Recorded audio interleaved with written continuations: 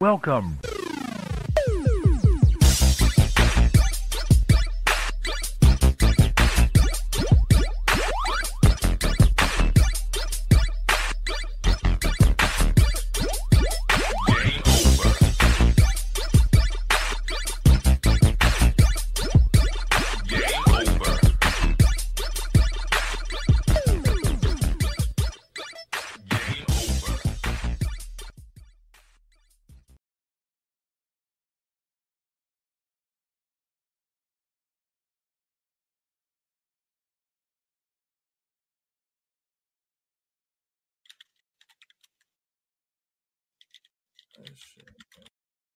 All right, folks, folks, folks, folks, folks, folks, folks, folks, folks, folks, folks, folks, folks, folks, folks, folks, folks, folks, folks. Folks, look at us being consistent, being present, and being accounted for. Like, look at us. Look at us. Look at what we do. Did you guys ever think we'd be here? We did, because we planned on being consistent. And this is just what we do. And folks, welcome to the Adventures of the Black Nerds, episode 78. We probably should, right? We should have so many more than that, but we're just glad to be here. I am Baron J67. And we are here to talk about some off the wall stuff that was said that it's weird because it's not so off the wall. But then it kind of is, because it's not. Okay, so this is the wild part. Long story short, guys, John Gavin, who, if I'm not mistaken, was he the studio director? Was he the director? I don't know his exact title, so don't quote me. But what up, Dallas Johnny? What good? Everybody, make sure to like and share out this video, please. It really helps us out. And subscribe if you're not. Well, okay. So the one of the higher ups on Days Gone, John Gavin, he said in court. Oh, you were muted? Are we both muted, or we're all muted? Oh, okay. Do I need to do the intro again?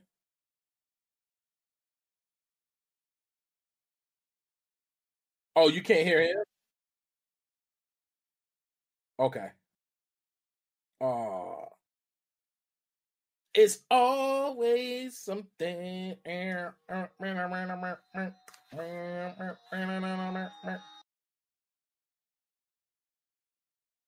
Wake the fuck up, bitch. Let's go.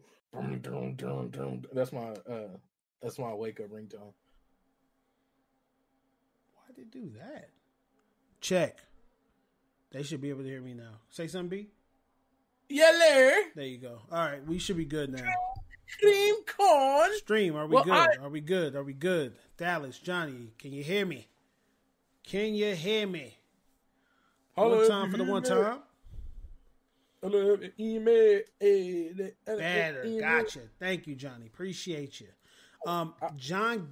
Okay, so are we starting over? Yeah. So I'm B Jones, one half of the Adventures of the Black Nerds, and I am T Jones. Appreciate you guys for tuning in. Sorry for the little technical difficulties. OBS has a mind of its own.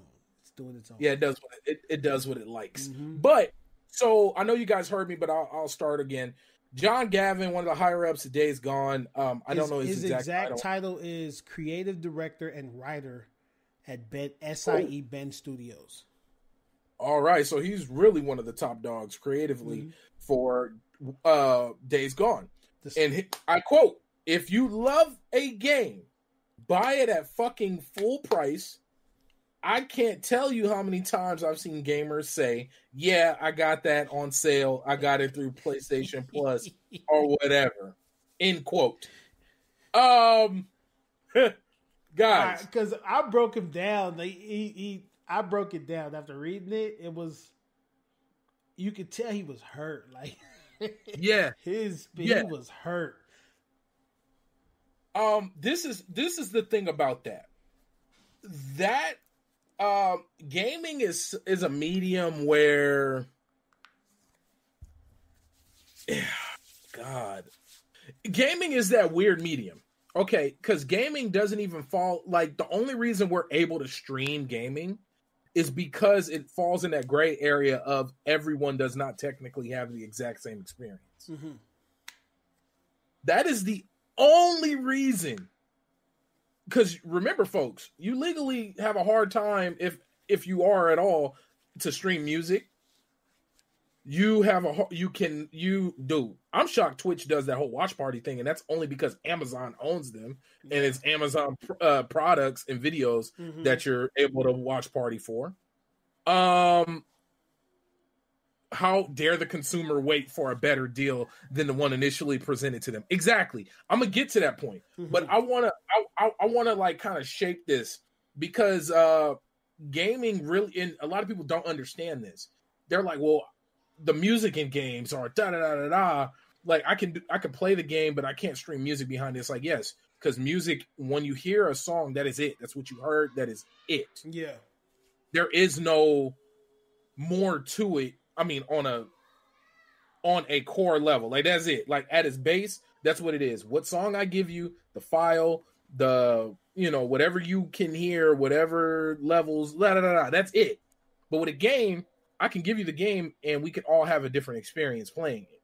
That gray area of that is the only reason we're able to have things like Twitch, the reason we're able to have live streaming of gameplay, why you're able to have full gameplays uploaded to YouTube. Yeah. This is the only reason you can have any of that. So now rolling it back. It took a lot out of you, huh? Yeah, because I like to value what the man is saying, because from that perspective and his position, of course it makes sense. Well, You guys should have bought it. You should have bought it. And then I can already hear the argument. Well, you don't wait for everybody to tell you how good a movie is before you go watch it. Mm-hmm. Some people do. Some people, but most people don't. But then at the same time, though, most movies that are like blockbuster hits off the rip are usually IPs or genres or stories that already existed. Yeah. Or it's actor driven. Mm-hmm. Like, I have no problem going out and watching a Denzel movie just because Denzel's in it. I'll go watch it. Which a lot of people would agree with that. But you give me a no-name actor around a story that I've never heard of, read, or anything like that, I'm gonna be a little more iffy. Like, for example, or you know what I mean? Like that's when it comes to movies, I'll wait. Now with video games, damn it, it's such a weird. It's not, bro. For me, when I read it, I took it as what he said, right? But I also threw a little sauce in on it, right? And because what? Oh, I was just saying, what's up? Fame just jumped in. Oh, Fame, what's going on, man? Hey, so back to what I was saying. I took it for face value. Now, he sounded hurt. He sounded defeated. He sounded like, imagine putting your all into this whole thing and it's not successful, right? He sounded like that, and he has all right to feel that way. But because once again, there's a difference between what's going on. What happened? Oh, okay, so I'm sorry. So Dallas is kind of like cursed. Whenever he buys a game, it immediately is offered for free. Every time, I bullshit you not. Every time, bro. Mm-hmm. I swear he just bought Final Fantasy VII remake, and then it went for free on PlayStation Plus. Before I buy games, I ask him if he owns it, because then by me knowing he owns it, it's like the universe is like, oh well, let me go ahead and I'm gonna drop it for free since Dallas got it. Morris, what up, man? And shout out to Morris, Mr. out there editing, doing big Disney things. But hey, but real talk though. Let me finish. Go ahead, finish. Yeah, finish. So, for the most part, I took it as what he said. The reason why is because he has all, like I said, he has all right to feel that way. For me though, I look at it like he doesn't understand the consumer's point, right? He doesn't understand the gamer's point of view. And when you, like I said before, when you create this game, you created this game, and in your head, it's the best game on earth, right? That's how you have to look at it. It is the best game on earth. You're going to hit and touch all your points. You know, you just spent, like he said in the article, 6 years on this game creating it, and you turn around and it doesn't do as good as it's supposed to do, right? Financially, from the financial standpoint, however it did, it didn't do good enough for them to, you know, call him back for a second one, right? He sounded hurt. He sounded mad at the world. And this is why he said everything he said in that interview. I think he was at no point where he didn't have to hold back anymore. Not only was he not with the studio, he ain't with the studio no more, and he just didn't care. So he's the developer, right? When you got to look at the numbers, you got to look at the activity behind it and the rollout of it, and it doesn't go as planned, then yeah, you're entitled to that. But there's a whole nother perspective on the opposite side of that, right? I do believe that people, and there is nothing wrong with people going out and purchasing video games day one, giving your full price. There's no problem with that, right? I do it with Destiny. I buy anything Destiny, I'm buying it, right? All for it. Sure. And a lot of people have their gripes with that, and I don't have an issue with that either. But most games outside of that game, I'm waiting. I am waiting. I'm waiting. I didn't buy God of War day one. And I'm a God of War fanatic. So I took it for face value. I took it exactly how he said it. He was mad. He was bitter. Yeah. Bro, he was hurt. Yeah. And you know hurt. What? I'm glad you put that out there for those who haven't seen it, so it kind of paints a better picture of the scenario. Mm-hmm. I was solely just looking at the words. Yeah. Because I wonder is this a common thought? And I feel like that train of thought kind of has to change nowadays, because we've seen things become cult classics.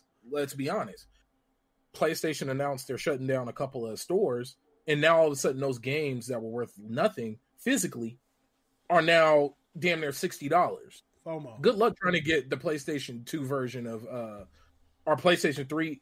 Yeah, try to get a hold of a couple of these games. Yeah. Try to get a hold of Persona Golden, Persona 4 Golden, like physical. Like, good luck. Yeah. You're gonna be paying $60 to $100 top dollar for it. Yeah, yeah. It's FOMO. It's FOMO. People are, you'll probably never play it, but just because it's being taken away from them, they feel like. I mean, I felt that way too. That's why I had to break out the old PlayStation 3 and do what I had to do with it. But it's because of FOMO, and that's a huge part. Ooh, excuse me. That's a huge. Thank you. That's a huge part in, I think, the developer mind state these days too. To be like, oh yeah, let's use that against them. We're going to give it a period of time. PlayStation 3 store probably had skyrocketed in sales. Because don't nobody want to miss out on anything. I know I wouldn't. My favorite games and my favorite DLCs, if they were lost over time, I want that. Bro, think about Red Dead Redemption Undead Nightmare. The only way you can play it is through PlayStation 3. Yeah. So what do? Take it from the people. Let's read some of these comments. Because some of these... Let me see. Yeah, Bishop brought up a solid point. Unless it's a game you're going to play competitively online, you can wait to play any game and not pay full price. As a consumer, I agree 1,000%. Yeah, I'm with you. But hear me out. FOMO. You're going to hear that a lot. FOMO. Can you believe I didn't buy Phoenix what is that damn game? The Ubisoft Breath of the Wild game? Immortal Phoenix Rising. Can you believe I haven't bought it? You're a different specimen of gamer. Like you're not the typical gamer, because you don't care about that type of stuff, right? Yeah, you're not looking at it from that. From a person that, like, a fan of the game, or a person that's played it and enjoy it, I could see people dropping money on a game, no matter what kind of game it is, because they don't want to miss out, or they don't want to be last to the party. And this is whether you make content or not, because what we're seeing content creators doing now is they're having their communities acquire these guns or acquire this gear or acquire this person. And hey, well, let me do a video on it real quick just to get that out real quick, just to be ahead of the time or with the times. So I think it's driven to that, but that's a whole nother story. So. Exactly. So I do believe that that's true, but I think a lot of people look at they don't want to miss out. Whether it's a game that's going to be there forever too. Like you may look at it like that, but I think a lot of people who actually put the money up for that type of stuff, they don't want to miss out. They really don't. And it's funny because back to, I always reference my backlog because it's ridiculous and I continuously add to it. My backlog is what saves me from a lot of it buffers kind of the FOMO stuff that I deal with. Yeah. Because I'll seriously look, like, even I was at Best Buy a couple of days ago and I seen Immortal Phoenix Rising for like $30 physical on Switch. I got this sick love for physical Switch games. Yeah. And I'm like, yeah, it's gross. It's really sick. Yeah, I don't get it. And I'm like, you know what? Maybe I should get it. And I like walked away. I picked it up and I was like, and I put it down. I was like, oh, no, because I'm not going to play it. I'm not going to open it. And it's gonna, yeah. I got these damn glasses things to help with the blue light shit. Cause you need those. You need, bro. I've been getting tired. Like, all seriousness, especially since working from home and then like spending like a majority of my days. You don't wear glasses, do you? Mm-mm. Yeah, you don't. Yeah, you need those. And like it's weird because I feel strange putting on glasses. Like, I feel goofy as fuck. Yeah. But what's really gonna bug you is the you can see the reflection now. Like, yeah. And yeah. And I'm over it. It is what it is. But no, my backlog saves me every now and then. Like, if I had beat everything I owned, I would have bought it. I could say that for a fact. Like, no questions asked. I would have totally bought it right then and there. But my point in all of this is I wouldn't have bought it full price. Okay. So that, going back to it, the game came out like 4 or 5 months ago. What up, Trevor? And it's Days Gone. Let me fact check you on that real quick. No, I was talking about Immortal Phoenix Rising. Oh, Days Gone. Days Gone is damn near. Is it almost 2 years now? It's a year. Oh no, 2 years. 2 years. It's 2 years. Yeah, it should be 2 years. Yeah. Now, funny enough, I didn't beat it because something else came out along that time. Or I started streaming another game or something like that because I was streaming it for a while. I had fun with it. Like, from what I played, I had fun. You know me, I go around doing a bunch of side stuff and never ever finish a game. So I got all these unlockables. Yeah, see, Immortal Phoenix Rising was December. It's the guy just he prefaced it. I believe I said that right. He kind of warned everybody, like, look, I'm not going to get a lot of love for what I'm about to say.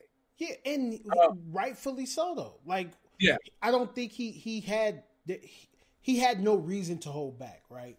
And I think everybody should understand, like, most of us in here are consumers, right? So most of us in here, and Dallas brought up a good point.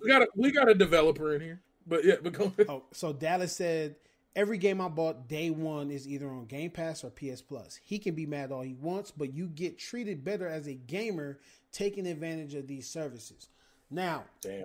Dallas ain't lying. I ain't gonna lie to you, bro. It's funny as shit. All the games he paid for. Listen, he's stupid. You brought up a good point because he was like, my backlog controls me, right? My backlog controls like me going out and purchasing games.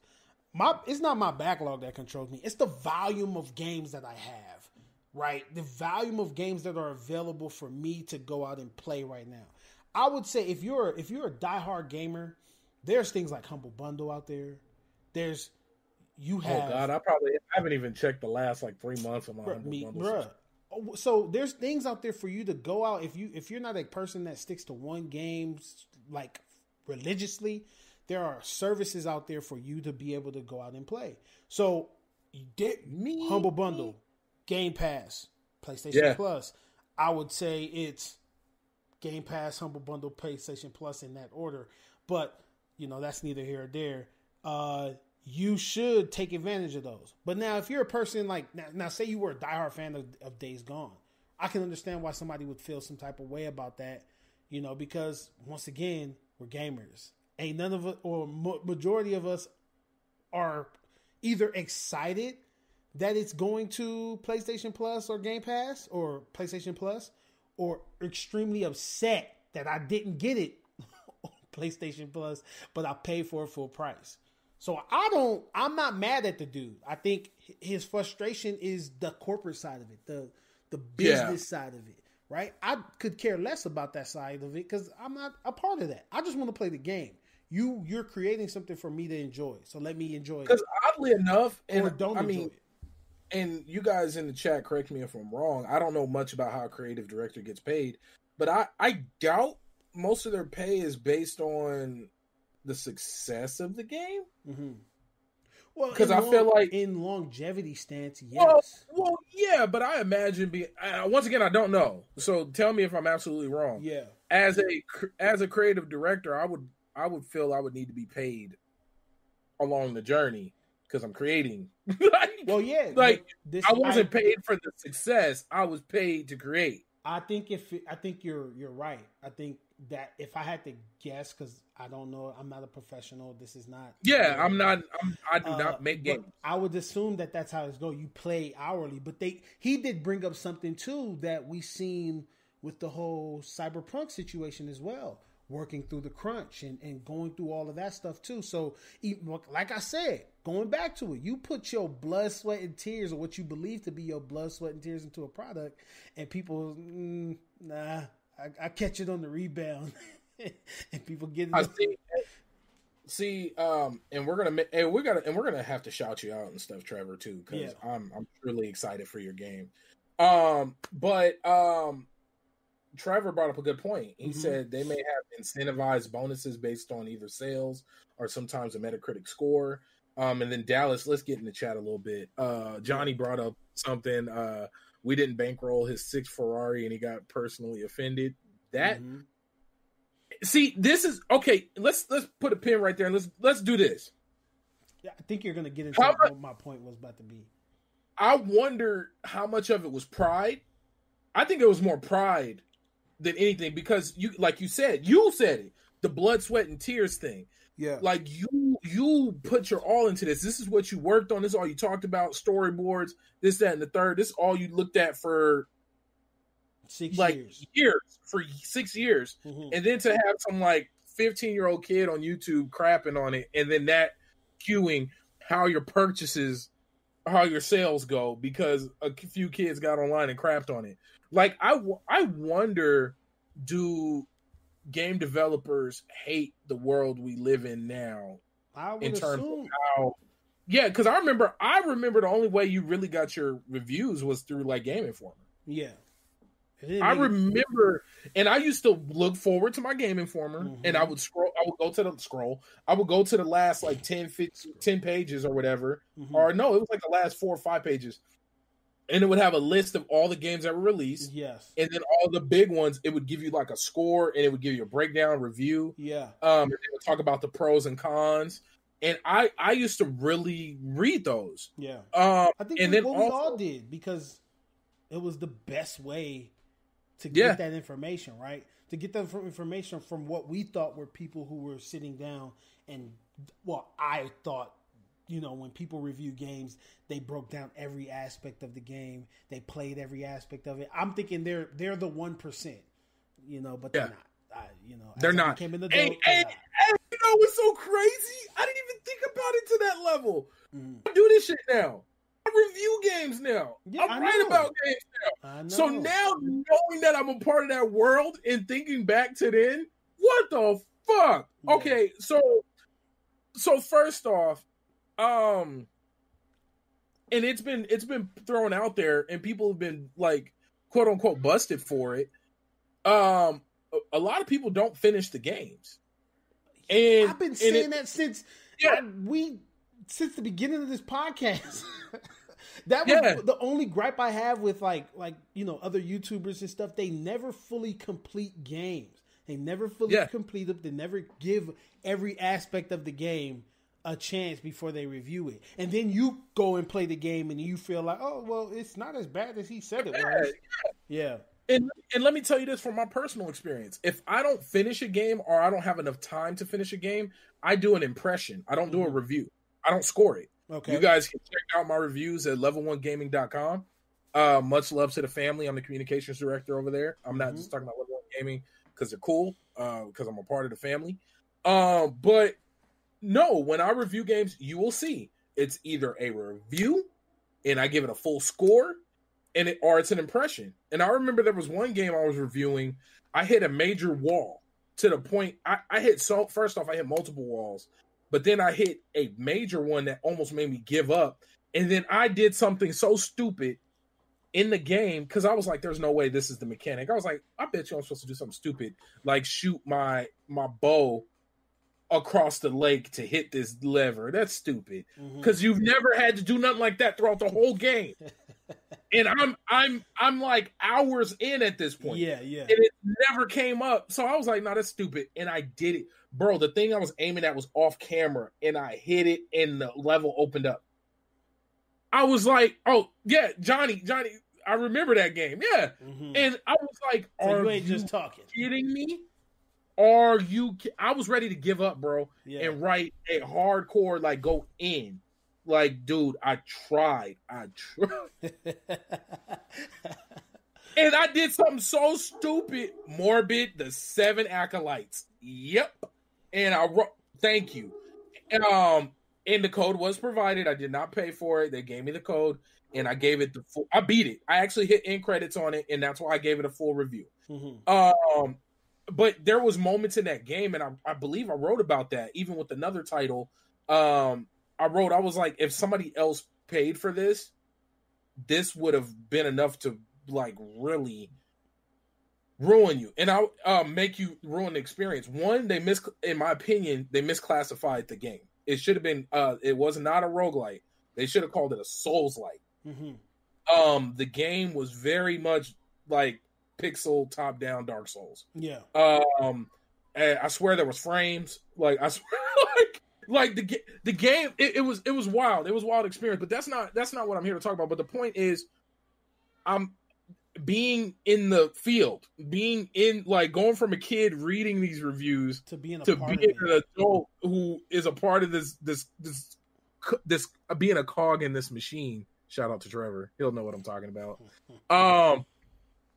It is so crazy to see how a lot of the world functions, and everybody wants to be first. Nobody wants to be right. Everybody wants to be first. And that forces true. And this so I feel like back then maybe it was a little more honest because it wasn't, who knows what the crunch factor looked like. 10, 15 years ago. Like who knows what that looked like.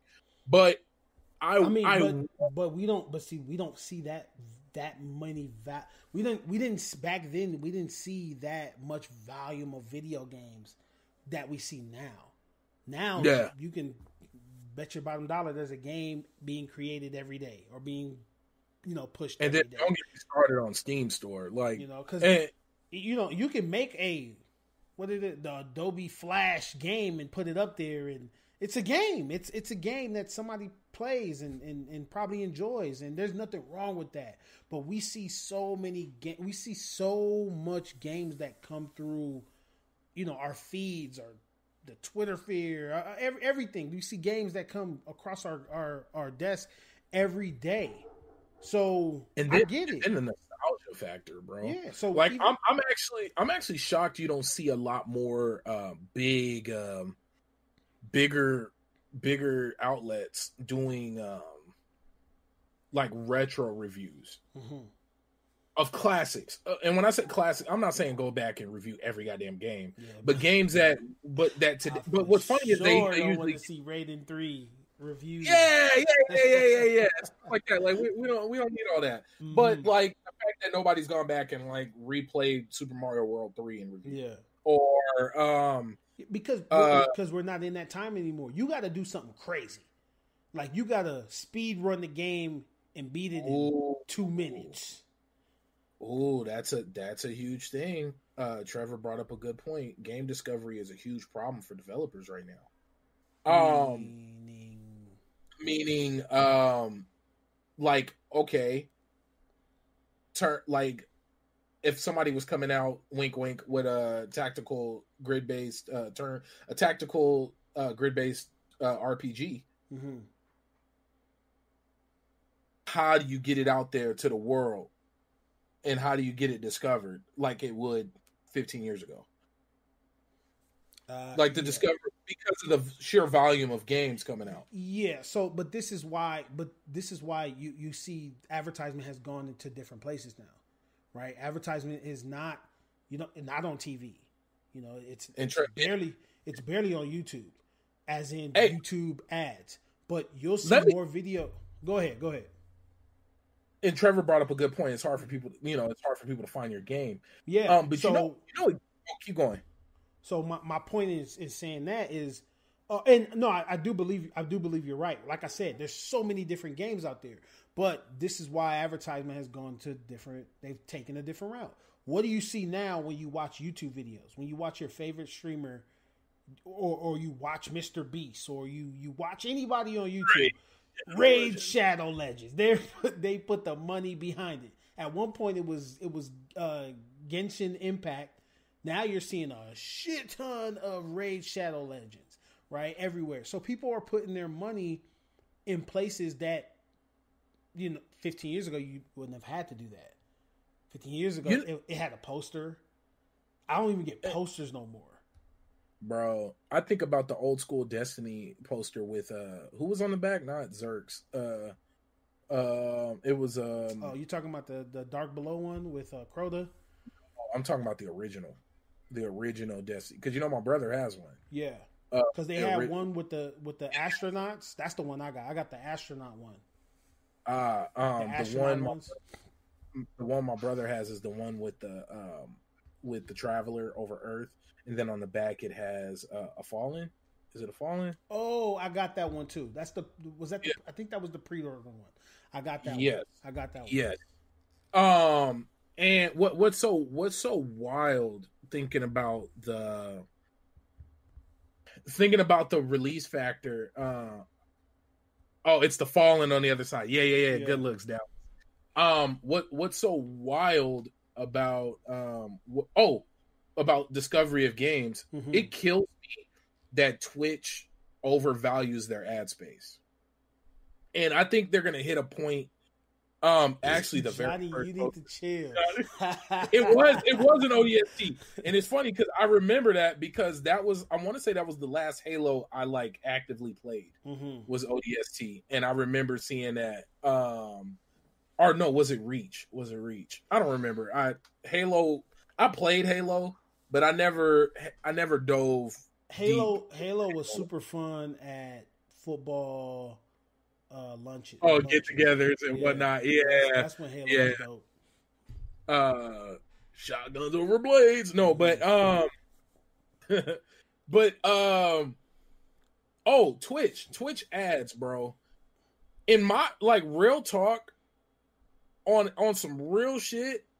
Now, they would probably run into some issues along the way, but I personally believe Twitch would make so much more money doing the micro ad game, doing Google, integrating some type of Google, or integrating Google personally, mm-hmm. even mm-hmm. Into the ad space. Yeah, because imagine this: I'm streaming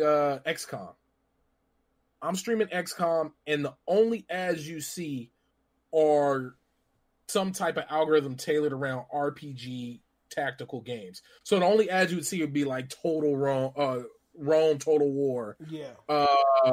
You would see Mobile Ages. Tactics. Yeah. Yeah, Disgaea, the new RPG Disgaea mobile game. You would see things tailored to you, and it would make more sense. Mm-hmm. Bro, it is the most disgusting thing on earth to see the same 3 ads when I'm because I lurk. I don't watch a lot of Twitch streamers because I don't have time like that. Yeah, like I lurk a lot. Like I got one of my favorite other podcasts up. Shout out to Gold Chain Gamer. I had their stream up. I don't know if it's still going, but I was lurking that. Shout out to Jet and Sincere. Like, I love their show, but I don't have time like that to be watching, so I lurk. But when I lurk on Twitch, it's the same ad each stream. Yeah. Like how many Butterfinger commercials, and it's not even it's not even variations of the commercials.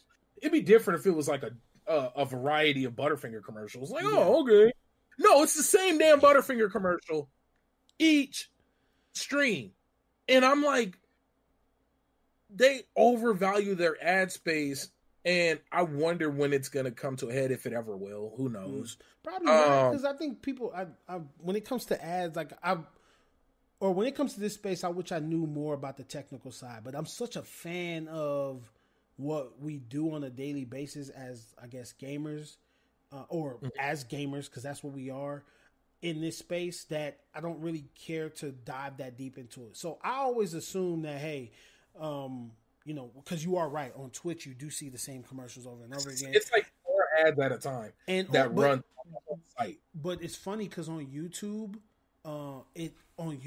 you can say that as well, but it's not as heavy as Twitch, right? I see, go ahead. What were you about to say? I was going to say it's local. It's based on what. It's also a lot of the time based on what you view and what type of videos you view. Because I see a lot on my, like I've been seeing a lot of those, like they sound like a pyramid scheme, like those pyramid scheme sounded commercials on YouTube, and I can't wait to get them off. And you're absolutely right, they are local, because a lot of like real estate people moving from California to Boise, Idaho, like you do see a lot of those as well. So I don't and once again, I give it whatever it is, and I watch whatever unskippable and I have to watch. But 9 times out of 10, I skip them anyway. But yeah, I think they just take them as they come. Like, all right, well, this is the biggest one we got.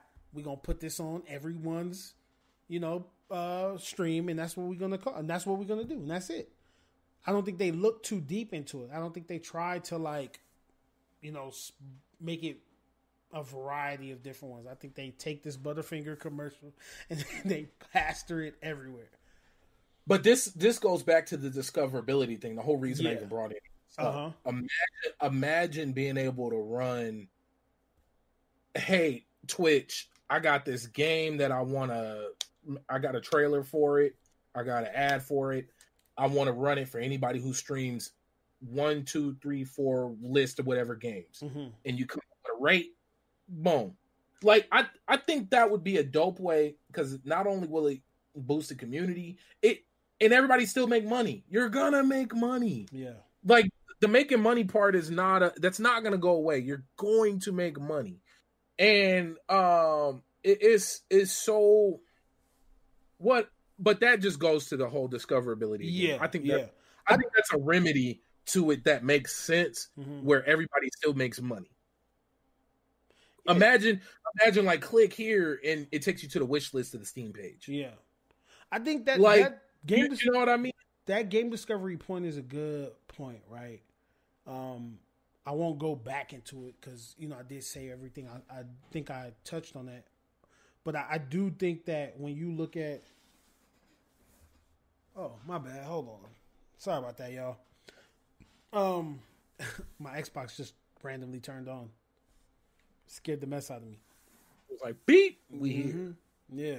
But anyway, when you look at, like I said, there's so many different games out there. There's so many games out there that, how do you, unless you're like the special ones, right? We classify the special ones as these battle royales. You got your Fortnites, you got your Apex Legends, which are out there and people play those. You got your your sports games, your 2Ks and your Maddens and stuff like that. Those games will be up there, but the attention, Machine.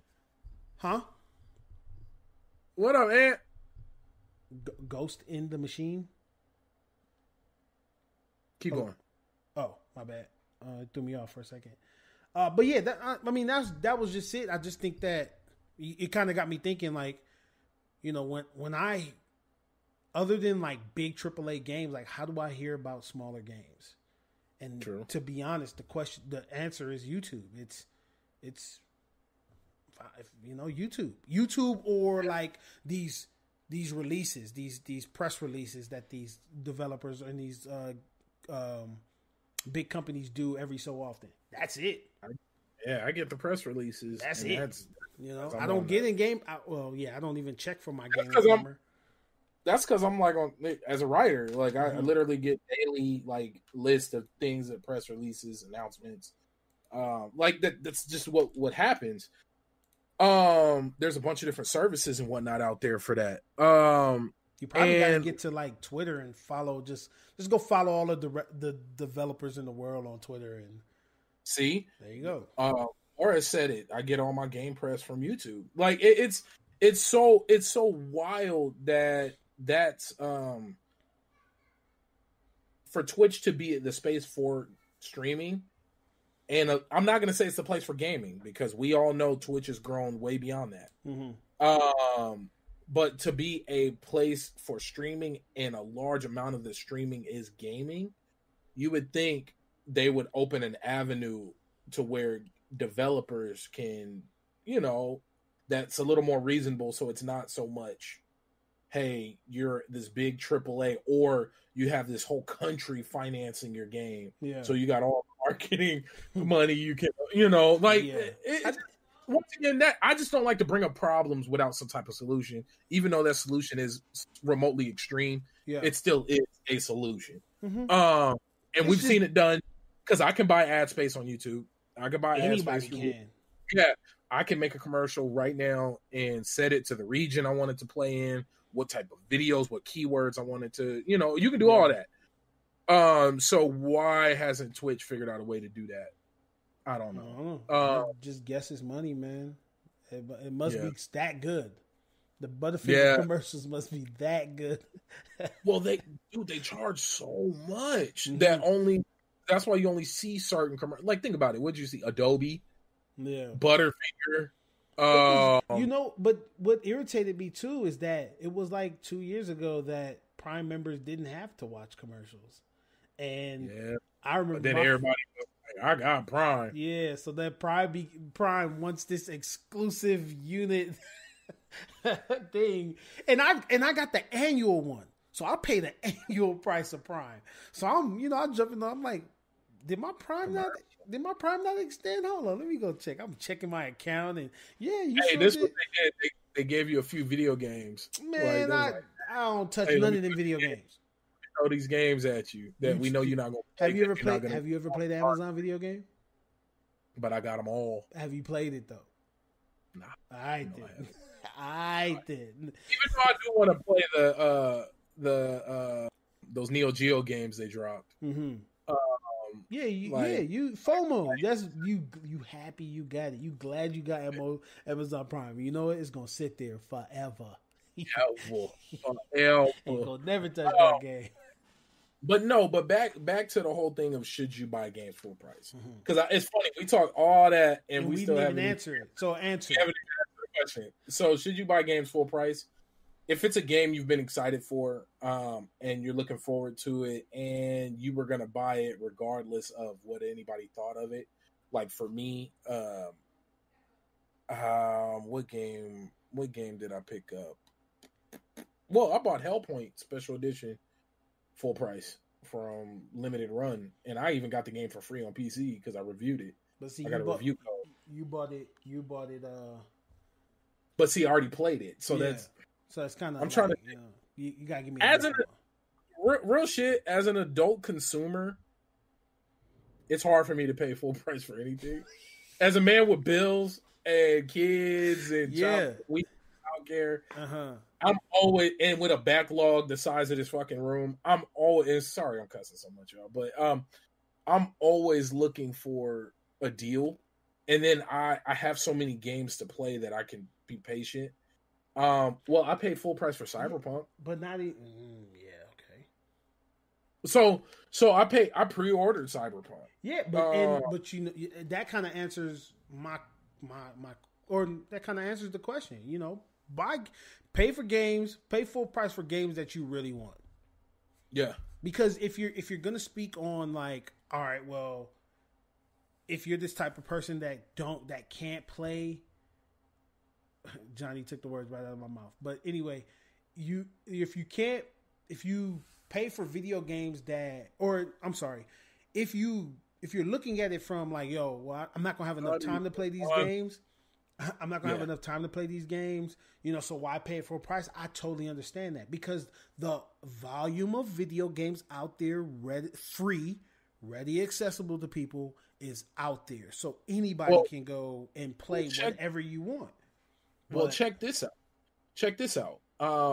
I there's very few games that I buy full price day one.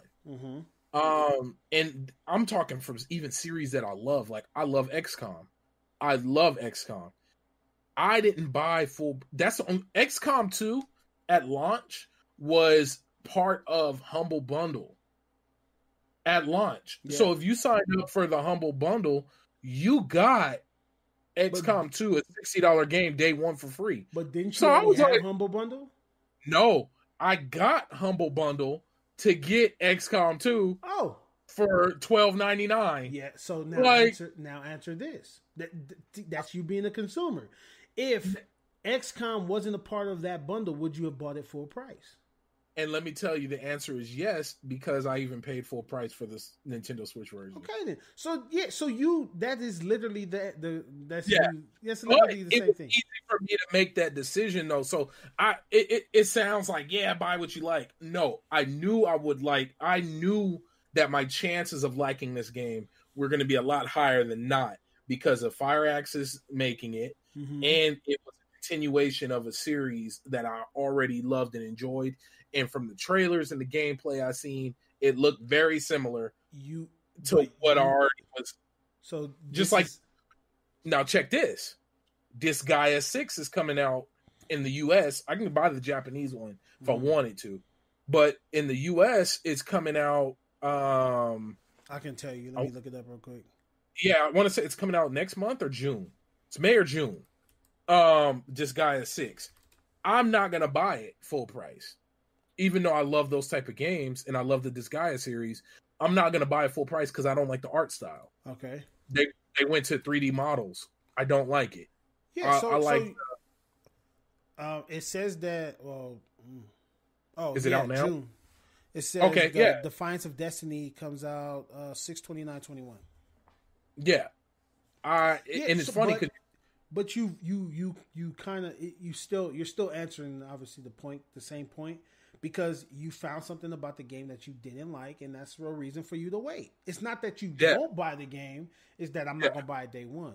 But I mean, the question I wanted to ask you is: say Cyberpunk hadn't came out yet. Say if they were still pushing it, right? You would have bought it full price based off of what you knew about it, because not only were you geeked about it, but you were following it. You followed the developers of it. You watched everything about it. A lot of people did. So this is pretty much buy video games you want to buy full price, right? I can only recommend to people who don't have like a favorite game, who don't have like a favorite genre of video games, that there's a multitude of free games out there. Hey, no lie. You know what? And this is I hope it don't ruin any potential partnerships, but I don't pay full price for Ubisoft games, no matter how bad I want them, because they go on sale so fast. Yeah, because they lose their value so damn fast. Within, honest to God, I want to say within weeks, 1 or 2 weeks, I've seen Ubisoft games drop to $45. Like within weeks, like a week. Now it's going to be faster than ever. And Trevor goes on to say, at the end of the day, it's a value proposition. Buy a game when you feel that you're getting the right value out of your money, whether that's day one or day 100. I mean, Destiny. I can give you the example. I bought every DLC, everything for Destiny up until this point. And that game had so many problems up until this day. And I still buy it. So, that's literally the point behind it. I just, when I listen to that dude, going back to the reason why we brought this up, when I listen to that dude talk, you hear the anger in him, you know, and I don't think you did say like if it was pride, and I didn't know like how to call it at that time, but I guess you could say it was pride because they didn't call him back to do 2. You know, there was no 2, and he was a writer for it. The game got a lot of trash. It was so weird. It got a lot of flack, but I had fun with it. Yeah. The reason I put it down had nothing to do with it not being fun.